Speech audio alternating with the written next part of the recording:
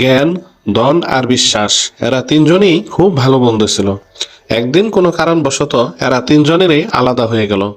তখন তাদের মধ্যে কথা হলো যে আমরা আবার কখন মিলিত হব।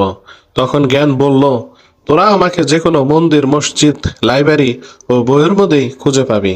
তখন ধন বলল, তোরা আমাকে যে কোনো বড়লোক বাড়িতে খুঁজে পাবি। কিন্তু বিশ্বাস কোনো কথা বলল না, সে শুধু চুপ করে শুনতেই থাকলো। তখন দুজনেই তাকে প্রশ্ন করলো, কিরে তুই কেন এত চুপচাপ, কিছু বল। তখন বিশ্বাস বলল, আমি যদি একবার চলে যাই তাহলে তোরা আমাকে কোনো দিন পাবি না। এ থেকে কি বোঝা যায় জানো? জ্ঞান, ধন যে কোনো সময় অর্জন করা যায়, করতে পারবে, কিন্তু বিশ্বাস একবার ভেঙে গেলে তা কোনো দিন ফিরে পাবে না।